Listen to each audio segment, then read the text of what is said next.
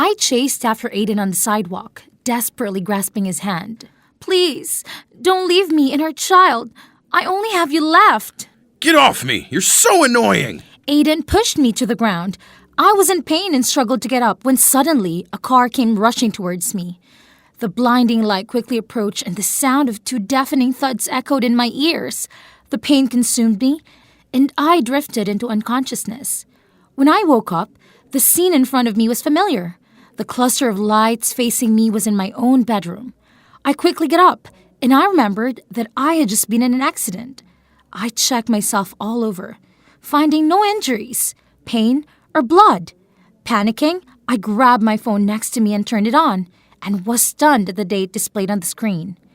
April 9th, 2018. What the heck is happening? Why is the time showing 5 years ago? Could my phone be broken? I hastily got out of bed, opened the door, and ran downstairs. The first person I met was the housekeeper, Mrs. Triss. Good morning, ma'am. Is there anything urgent that you made in a hurry? The older female housekeeper asked. I was shocked and covered my mouth, pale-faced, looking at her. Oh my God! Mrs. Triss passed away due to lung cancer. Seeing my complexion wasn't good, she took my arm to support me. Are you okay, ma'am? Please, sit down and rest for a while. Triss, can I ask you what day is it today? She took out her phone to check. Today is Monday, April 9th, 2018. It's only 1 month until your graduation ceremony. You must be nervous, right? Damn it! Does this mean that I really went back to the past 5 years ago? Hi, my name's Andrea. The fact that in the future I will be a girl who has been hurt. After traveling back in time, I will rewrite my life story. Are you curious about what I have been through? Like and subscribe to Life Diary Animated and listen to my story. I still can't imagine what happened. It definitely that I had an accident. Why can't I go back to 2018? I was very confused. Then, Mrs. Triss told me, Miss Andrea, Mr. Raymond comes to see you. Good morning, Mr. Raymond. Please sit. I will prepare tea for you. I look up and see Raymond, this bright-faced I hadn't seen in a long time. In the present, Raymond always looks so somber. Seeing me blankly, Raymond pokes my cheek. What's wrong? Why are you here? We have a date, remember? It's you who wants me to take you to go shopping. Oh, I remember. I'm just kidding. When Mrs. Triss brought Raymond a cup of tea, I held her hand and hesitated. Mrs. Triss, I have something to say. Can you give up smoking? Smoking? How can you know? Yes, I will. You must do it. It's not good for your health, and you should go for regular checkups. If she quits smoking, she won't get lung cancer and won't die from it either. Raymond took me out and he drove while singing along to the music. I just sat there quietly watching him. Besides myself, the person who has made me feel the most guilty over the years has always been Raymond. I wonder where to begin. Thanks to our business partnership, our families have been close for a long time. The first time I met Raymond was at my birthday party when I was still a child. I was busy chasing after a balloon and fell into a hole in the garden. Hurting myself and getting scared of the dark, I screamed for help, but no one seemed to hear me. I burst into tears. Suddenly, I heard a rustling sound above me. When I looked up, I saw a pair of big round eyes staring at me. It was a boy older than me, standing at the edge of the hole. Why are you down there? Help me! My legs hurt so much! I can't climb up! The boy reached down one hand trying to reach me. Hold my hand! I'll pull you up! It's too far away! I haven't reached it yet! What should I do? Down in the hole, I cried even harder, making the boy above extremely confused. He didn't think too much about it and just jumped down to comfort me. He even knelt down and created a makeshift ladder to help me climb up. After I made it to the ground, I told him to wait for me and then stumbled away to find an adult to help. As he was pulled up, I ran to embrace Raymond. The two of us, covered in dirt, looked at each other and burst into laughter. I'm Andrea. Raymond, nice to meet you. And that was how our friendship began. Raymond always quietly protected and looked after me. From when we were just kids until we grew up, He became like a big brother to me, and he had unrequited love. Yes, I knew Raymond had feelings for me. That day we went out, I was constantly distracted. Raymond didn't reveal my absent-mindedness. Instead, he found an excuse to bring me home early. When he stopped the car, he helped me unbuckle my seatbelt, closed the distance between us, and wanted to kiss me on the cheek. Suddenly, his phone rang and I turned my head to avoid it. He was flustered and quickly got out of the car to check his phone. I pretended nothing had happened. After saying goodbye and watching him drive away, I let out a sigh. Even if I make a terrible choice in the future, my feelings cannot be forced. Back in my room, I sat on the bed and checked my phone. The message I received was from Aiden, my terrible boyfriend. Thinking of him made me angry. And if it weren't for that accident, I wouldn't even be here. I didn't bother to open the message, just stared at the date on my phone. Why did it bring me back to this time? Thinking about the events in the future gave me a headache. So, I drifted off to sleep without realizing it. The next morning, when I woke up, the first thing I did was pick up my phone to check the date. I was still in 2018, which meant that everything that happened yesterday wasn't a dream. Graduation day was only a month away. I remember that on that day, I would officially become Aiden's girlfriend, and it also was the day that Raymond confessed his feelings to me. Could it be that I went back to this time to change the future? When I have a chance, of course, I don't want to repeat the mistakes of the past. In the future, Raymond was always waiting for my answer and had missed many opportunities to go abroad to further his career. I couldn't let Raymond's future slip away. I needed to be clear with him. I arranged to meet Raymond at a cafe, and as always, he was already there waiting for me. I pulled up a chair and sat down. How long have you been waiting for me? I just got here. Why didn't you let me pick you up? It would have been too much trouble for you. Besides, I had a few things to do before meeting you. Anything you need to take care of is never too much trouble for me. I've ordered your drink already. Cappuccino Fredo, right? I nodded slightly. He was always so thoughtful. Raymond signaled to the waiter to bring our drinks over. Taking a sip of a coffee to get courage, I joked. Seems like you know my preferences better than I do myself. Of course, we've known each other for so long. I deftly changed the subject. I heard that Company M is very impressed with your software and they want to invest in its development. Yeah, they invited me to their company next month. The plane ticket's already booked, but next month's also your graduation ceremony, and I'm still thinking about it. I interrupted Raymond. You're silly. This opportunity may only come once in a life. If you dare to refuse, then never look in my face again. I don't want to miss any important event of yours. Your graduation day. Do you want to confess to me? Caught off guard, Raymond's face looked like a bit embarrassed, and he didn't say anything. You have been treating me very well since we were young. Only a fool wouldn't realize that you like me. I appreciate it very much, but Raymond, I still see you as my older brother. You don't have to waste your time and feelings on me. Don't miss this opportunity because of me, okay?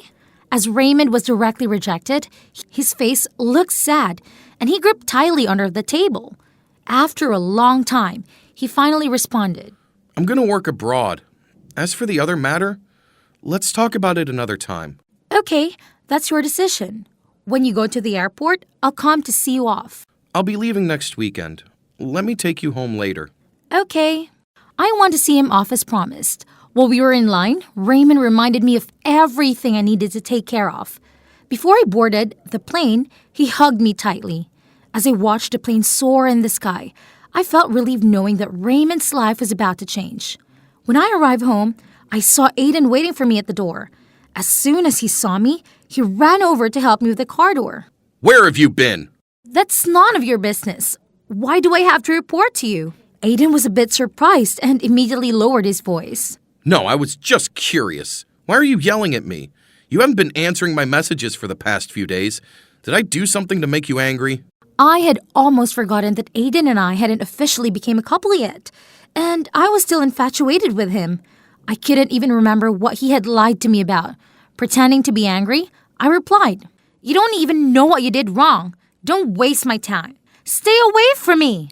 Pushing Aiden aside, I opened the door and I went inside. He blocked the door with his hand to prevent me from closing it. I know what it is. The racing, right? I'm sorry for lying. I won't do it again. So, that was it. I remembered now. When I saw Aiden with scratches all over his arm after a race, I didn't talk to him for a week. He had apologized then and promised not to race again. And then, at the graduation ceremony, he used this trick to convince me to become his girlfriend. What a jerk! I pushed his hand away and slammed the door shut. Only after I felt safe behind the closed door did I speak up. A promise that cannot be kept is nothing but a useless word. Go away! I don't want to see you again!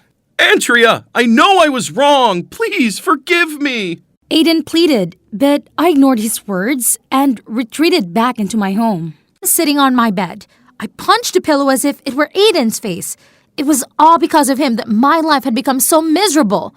Would cutting all ties with him bring about a change in my life? But when I thought of all the things Aiden had done, my father's corporation, my family, would it be too easy to just let him go?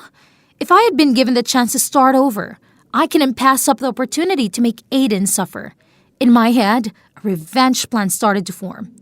With the memories from the future and a considerable amount of money, I quietly set up a trap for Aiden to fall into. I pretended to be angry with Aiden for a few more days, waiting for him to beg for my forgiveness. But this time, my attitude was not as stubborn as when we first met.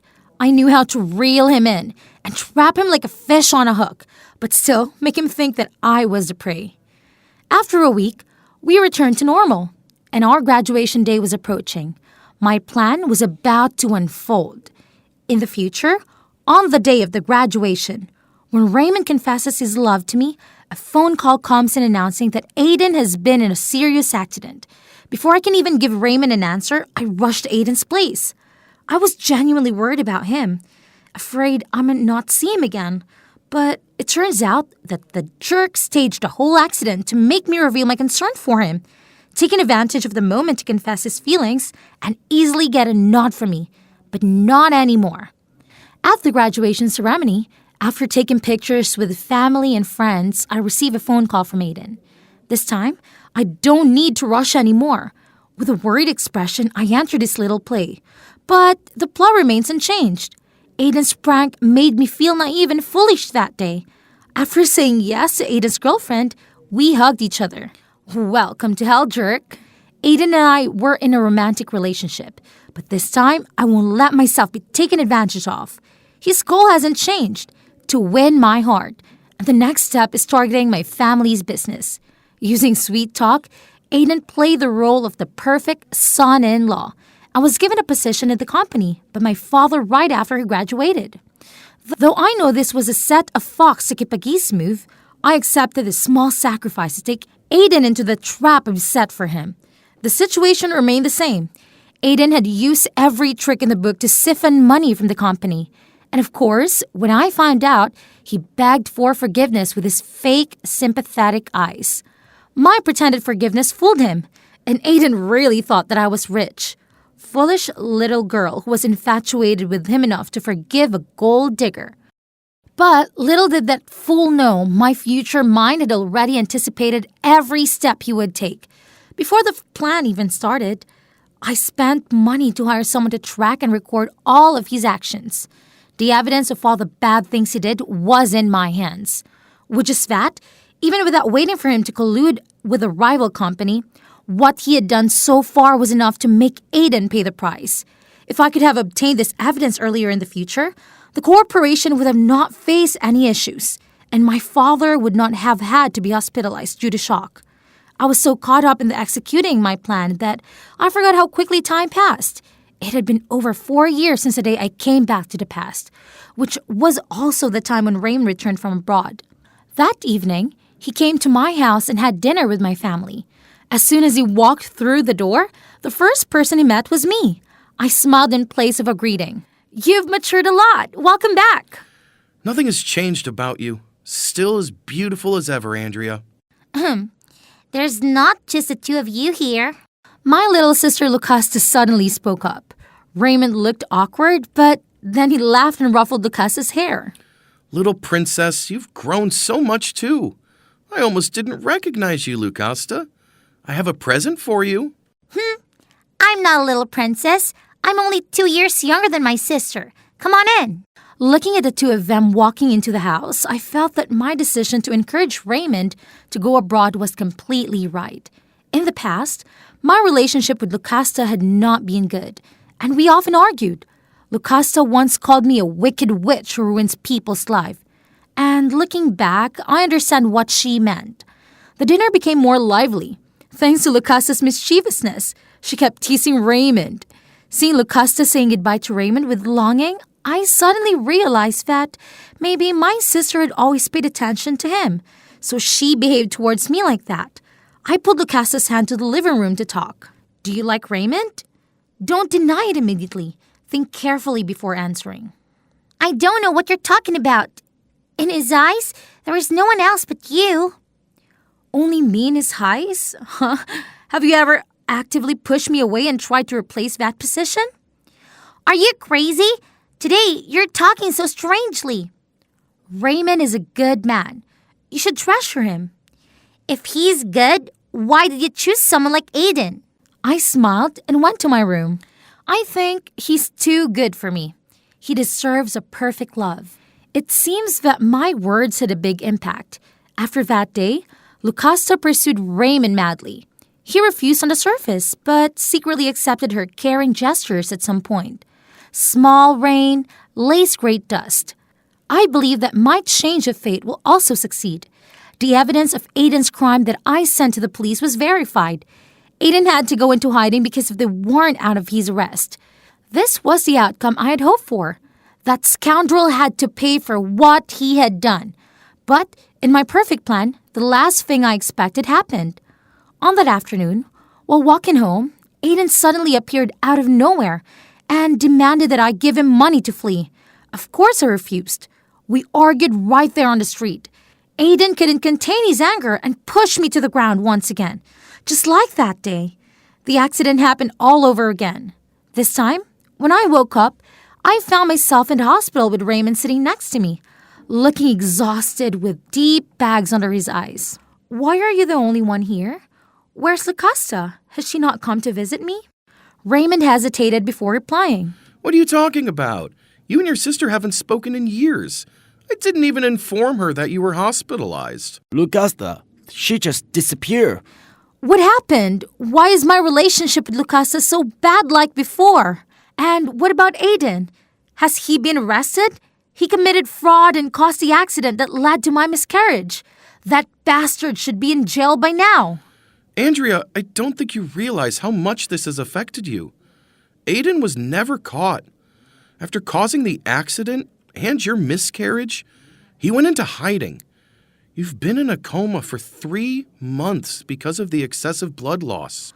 As I touched my stomach, I realized that I had been indeed and suffered a miscarriage. I forced a bitter smile, my eyes turning red but no tears falling. It turned out that everything was just a dream. Reality is always cruel, and I couldn't change the past. Pushing Raymond's hand away, I ran into the bathroom and looked at my reflection into the mirror. I shrugged my shoulders and put on a faint smile. I was determined to let go of everything and live life on my own terms. I would focus on the future and use the past as motivation.